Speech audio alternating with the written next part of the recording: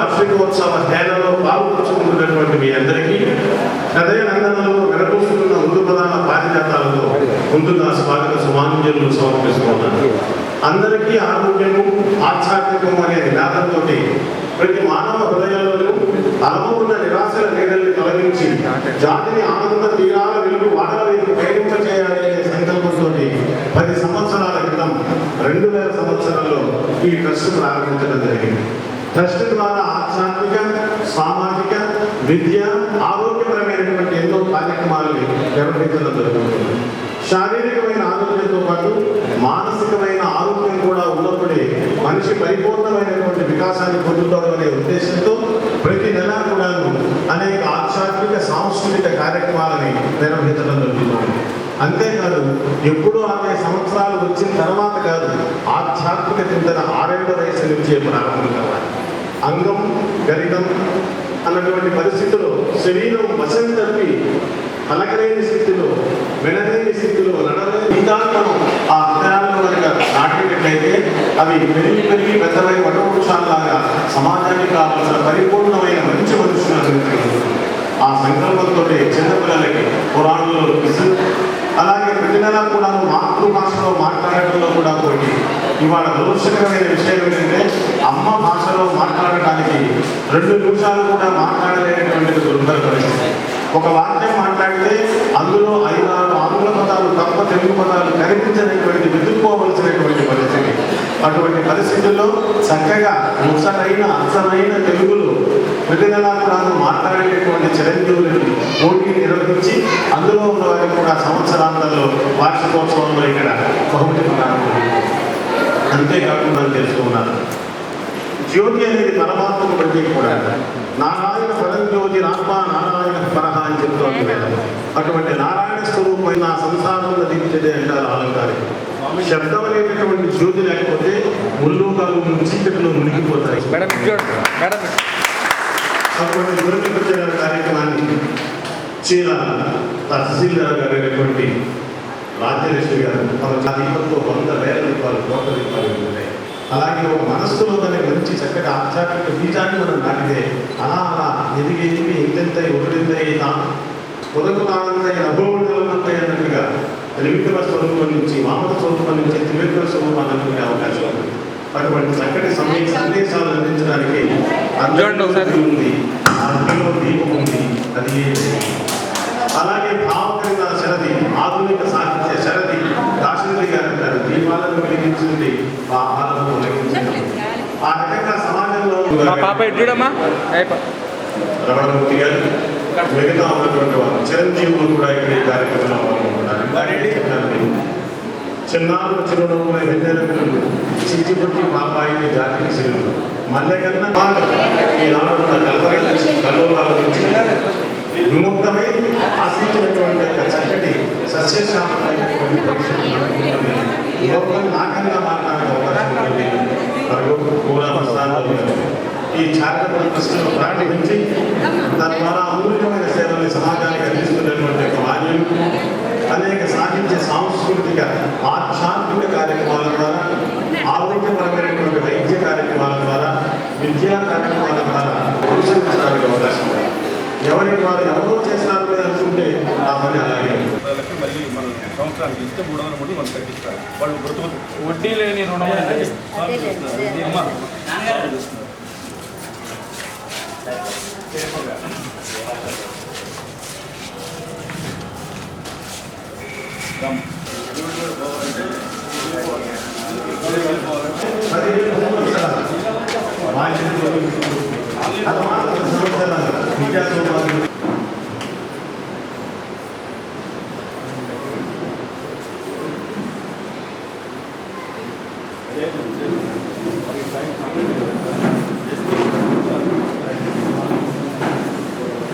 చరణానందాలకు శతసహస్ర వందనాలు సమర్పిస్తూ Chirala municipal chairperson వారు ఇక్కడికి వచ్చున్నారు.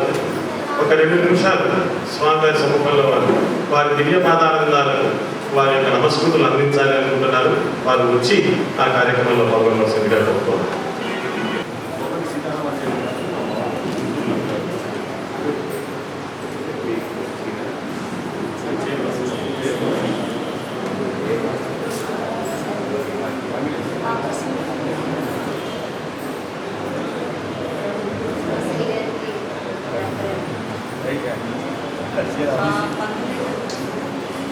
ఇచ్చినా కూడా సార్ గారికి కుదరదండి కాదు సార్ ఇచ్చేయండి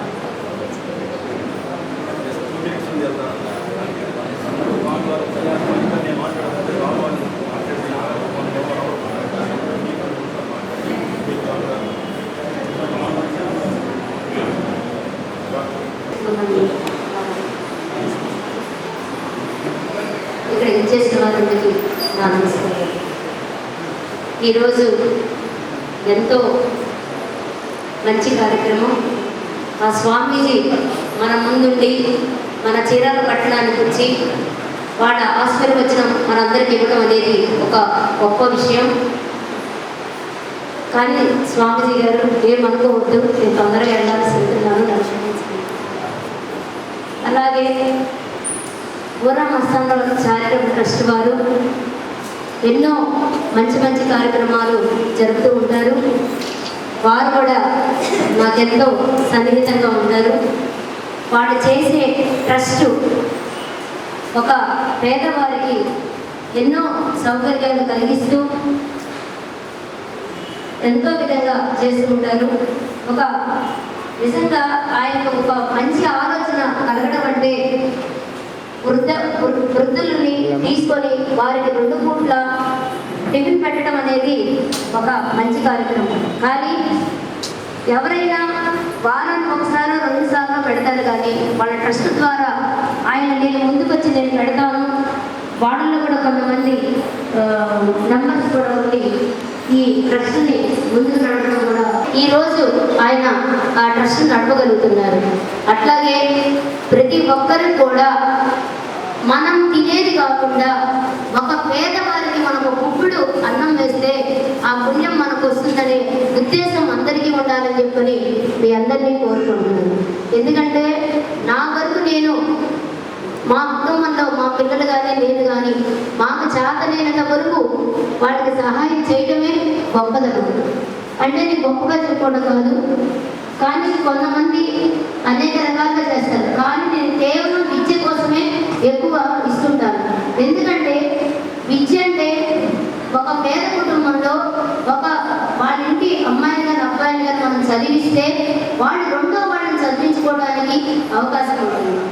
అలా అంటే దైవము ఉండాలి, భక్తి ఉండాలి, ఇటు పేద ప్రజల్ని చూస్తుండాలి. అన్నీ చేసినప్పుడే భగవంతుడు పైన మనల్ని ఆశీర్వదిస్తూ ఉంటాడు. అలాగే ప్రతి ఒక్కరికి మనకున్న దాంట్లోనే మనకే లేదు మనకే తినాలనేది లేకుండా అందరికీ ఏదో ఒక సహాయం చెయ్యాలి అనే ఉద్దేశం ఉంటే పట్టణం మొత్తం భగవంతుడే మనల్ని చల్లగా చూస్తాడు.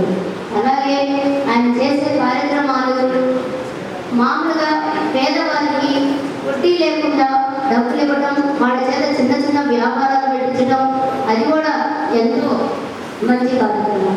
అలాగే ఒక యోగా కార్యక్రమాన్ని కూడా పెట్టడం కూడా ఒక మంచి కార్యక్రమం. యోగా అంటే ప్రతి ఒక్కరికి లేచిన దగ్గర నుంచి టెన్షన్, ఆ టెన్షన్ లేకుండా ఉండాలంటే మనం అలాంటిది చేస్తూ ఉంటూ ఆధ్యాత్మికంగా సేవ చేసుకుంటూ ఉంటేనే మనం చక్కగా బ్రతకగలుగుతాం.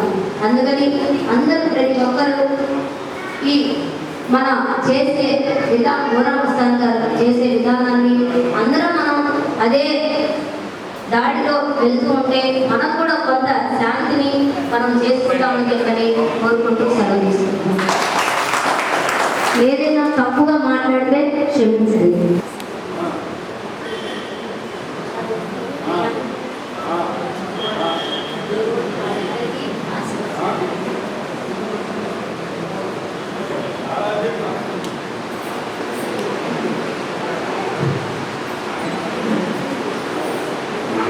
శ్లోకము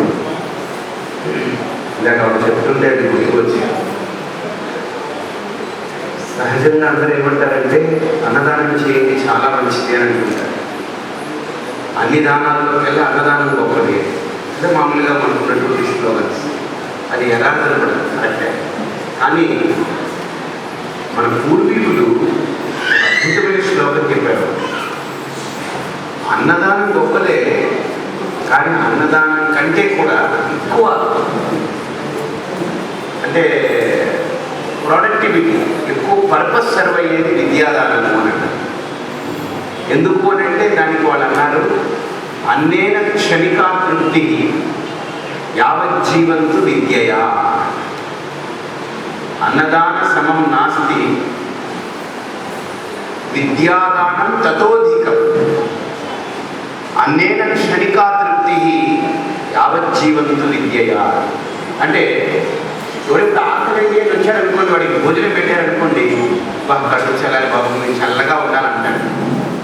మళ్ళీ రేపు ఆకలి అయితే ఇంకోటి దగ్గరికి వెళ్తాడు, ఇల్లు ఆకలి అయితే ఇంకో దగ్గరికి వెళ్తాడు, ఇంకో ఊరు వెళ్తాడు. కానీ విద్య మనం ఒక చోట్లోనే ఇస్తాం. ఒక్కసారి ఇచ్చిన విద్య మళ్ళీ అక్కర్లేదు వాడికి.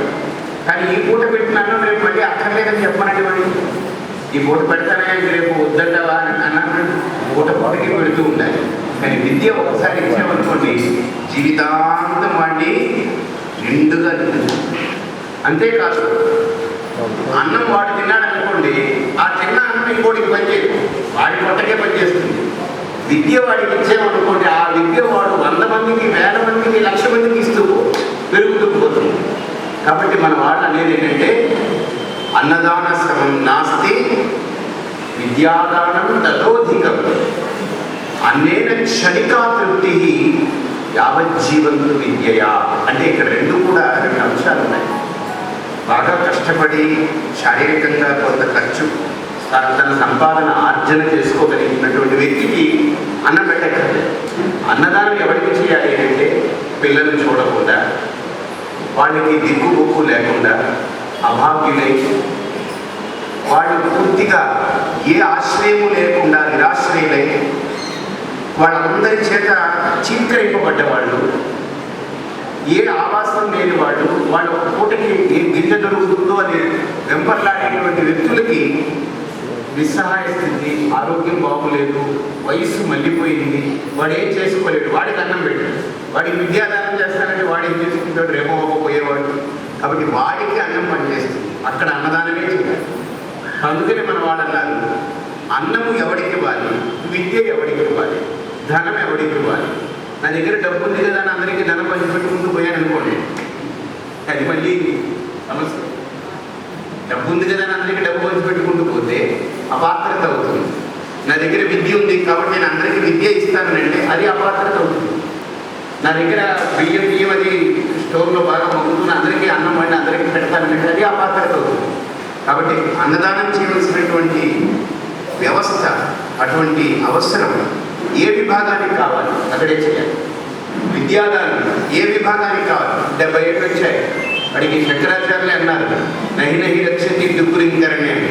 ఇప్పుడు 70 ఏళ్ళు వచ్చిన వాడికి నేను విద్యాదానం చేస్తాను, స్కూల్లో చేపిస్తాను, అక్షర జ్యోతి, అక్షర దీపం, ఆలు అనేది వాడికి తీసుకుంటాడు. కాబట్టి అన్నదానం ఎవరికి చేయాలి, విద్యాదానం ఎవరికి చేయాలి, ధనం ఎవరికి ఇవ్వాలి, ఈ రకమైనటువంటి విభాగాలు మనకు సంస్కృతిలో చెప్పబడుతుంది. ఒకటే అందరికీ ఇచ్చి చేయడానికి కుదరదు, అపాత్రత అవుతుంది. కాబట్టి ఆవిడ అన్నది, నాకు అన్నదానం కంటే విద్యాదానం చేస్తానన్నది చాలా గొప్ప అంశం.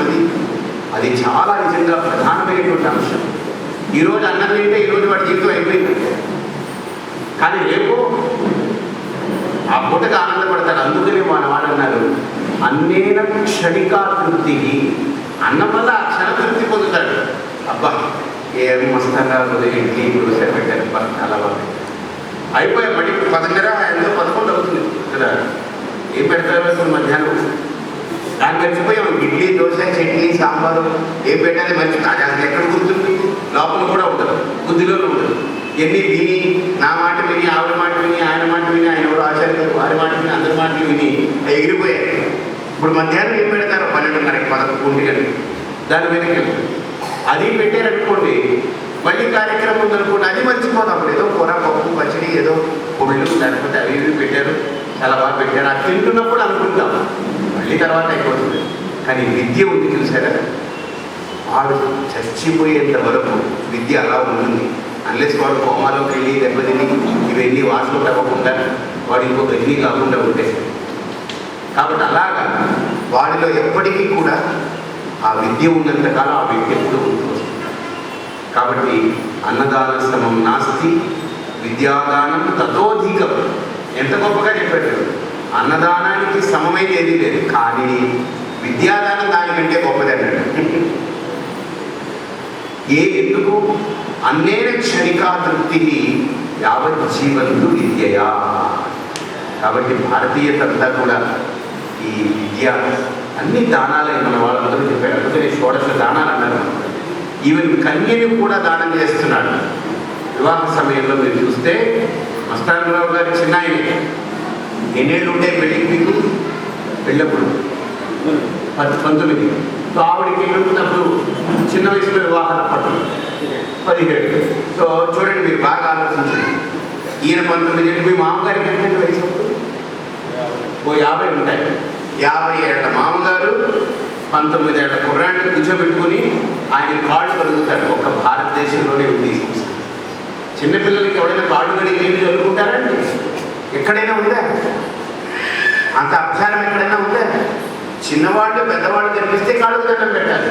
కానీ ఒక భారతదేశంలోనే ఆ వైవాహిక ఆ సంప్రదాయ సిద్ధమైనటువంటి ఆ వివాహ వ్యవస్థ ఏదైతే ఉందో ఆ సమయంలో అల్లుడిని కూర్చోబెట్టి ఇమాం కన్యాం కనక సంపన్నాం కనకాభరణేయుతాం దాస్యామి విష్ణవే తుభ్యం బ్రహ్మలోకజిగీషయా. చాలా ఎక్సలెంట్ మంత్రం అంటే చెప్పిస్తారు. ఇమాం కన్యాం ఒక భార్యాభర్తల కంటే 2 ఉండాలట. ఒక కూతురు ఉండాలి, ఒక కొడుకు ఉండాలి. నన్ను అడిగారు, ఎందుకంటే కూతురు ఎందుకు కొడుకు అని అంటే ఈ మంత్రాలు చెప్తున్నాయి. కూతురు ఏంటనంటే కూతురు యాంటీబయాటిక్, కొడుకు బి కాంప్లెక్స్. కొడుకు బి కాంప్లెక్స్, కూతురు ఎవరు? యాంటీబయాటిక్. ఏదైనా ఒక జబ్బు వచ్చింది అనుకోండి, వెంటనే యాంటీబయాటిక్ వేస్తాం. యాంటీబయాటిక్ ట్యాబ్లెట్ వేస్తే ఏమవుతుంది తెలుసండి? లోపలికి వెళ్ళి మన శరీరాన్ని సంరక్షించే క్రిమితో పాటు బయట నుంచి వచ్చిన క్రిముల్ని కూడా సంభరిస్తుంది, దీన్ని సంభరిస్తుంది. కాబట్టి మనకు శక్తిహీనత మొదలవుతుంది. అందుకని ఆ నిస్సత్వం రాకుండా సపోర్టింగ్గా బి కాంప్లెక్స్ వేస్తే ఆ క్రిములన్నీ కొద్దిగా సేఫ్గా ఉంటాయి. అందుకని ఒక యాంటీబయాటిక్ ఉండాలి, యాంటీబయాటిక్ పక్కనే బి కాంప్లెక్స్ ఉండాలి. యాంటీబయాటిక్గా ఈ కూతురు ఎలా పనిచేస్తుంది అంటే నిజంగా యాంటీబయాటికే, సరిగ్గా ఉపయోగించుకోకపోతే సరిగ్గా చూసుకోకపోతే ఇది యాంటీబయాటికే, అన్నింటినీ లేపేస్తుంది. కూతురు అటు తన వాళ్ళని ఇటు పుట్టింటి వాళ్ళని వెంటింటి వాళ్ళు ఇద్దరిని లేపేయగలిగిన శక్తి ఉంది కూతురు. అందుకని యాంటీబయాటిక్ అన్నాడు. ఎందుకంటే తన లోపల ఉన్నటువంటి క్రిముల్ని, ఆ బయట నుంచి వచ్చిన క్రిముల్ని రెండింటినీ డిమాలిష్ చేసి పారేస్తుంది యాంటీబయాటిక్. Very powerful. ఈ బి కాంప్లెక్స్ అంటే ఇది పప్పు మూత చద్దన్నది, ఇది లోపలికి వెళ్ళి పాపం వీడిపడి వీడి. కాబట్టి ఈ మంత్రం చూడండి ఎలా ఉందో. అందుకనే అల్లుడు గారి కాళ్ళు కడుగుతున్నప్పుడు ఈ మంత్రం చెప్తారు. ఆ కూతురు యొక్క చేయి నుంచి ఆ నీళ్లు ధార పోసి అల్లుడి చేతికి పట్టిస్తారు. ఇమాం కన్యాం కనక సంపన్నాం కనకాభరణేయుతాం. పూర్వం రోజుల్లో ఒక సామెత ఉండేది. ఏమండి, మా అల్లుడు గారికి మేము 35 కిలోలు బంగారం ఇస్తున్నామండి అన్నాడు ఒక ఆయన. 35 కిలోలు బంగారం వీళ్ళు చూస్తే కట్టడానికి పట్టలేదు, 35 కిలోలు బంగారం అయింది. మా అమ్మాయి 35 కిలోలు అండి అంటే మా అమ్మాయి బంగారం అండి. నిజమే. ఆ పిల్ల కనుక తల్లి తండ్రిని గౌరవించి మంచి సంస్కారంతో సుశిక్షితురాలై విద్య నేర్చుకుని భర్తని దైవంగా ఆరాధించి ఆ భర్త ఇంటి తరపు తల్లిను తండ్రిను అత్తగారిను మామగారిను పూజించి నిత్యము ఇంట్లో ఆరాధన, అందరికీ సేవ చేస్తూ మంచి సంస్కారంతో బ్రతికే పిల్ల కనుక ఈరోజు దొరికితే మీకు వేల కోట్లకు కూడా విలువ వెలకట్టలేదు.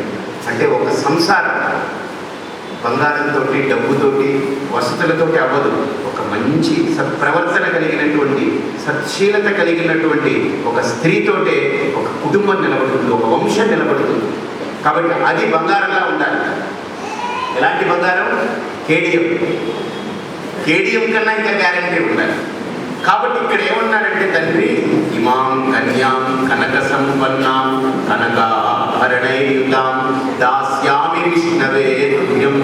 మన వివాహ వ్యవస్థలో చూడండి, అమ్మాయిని లక్ష్మీదేవిగా చూస్తున్నారు, అల్లుడిని విష్ణువుగా చూస్తున్నారు. కాబట్టి విష్ణు పాదాలు కడిగాడు కదా, విష్ణు పాదాలు ఎవరు కడుగుతారండి? బ్రహ్మ కడిగిన పాదము. అందుకని విష్ణు పాదాలు కడిగాడు కనుక ఏమిటి?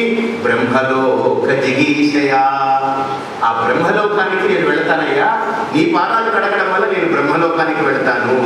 కాబట్టి ఇక్కడ నా కూతురిని లక్ష్మీ స్వరూపంగా నీకు అప్పచెప్తున్నాను. నువ్వు ఈ రోజు నుండి నా కూతురి పట్ల సర్వస్వామ్యాలతోటి, అన్ని రకాల అధికారాలతోటి, అన్ని లాంఛనాలతోటి, అన్ని రకాల స్వామ్యాలతోటి నా కూతుర్ని నువ్వు స్వీకరించు అని తండ్రి అప్పచెప్తున్నాడు కూతుర్ని. ఆ తండ్రి అప్పచెప్పడం అనేది బాగా ఆలోచించండి. మన సంస్కృతిలో వివాహము అనే ప్రక్రియతో చేస్తారు.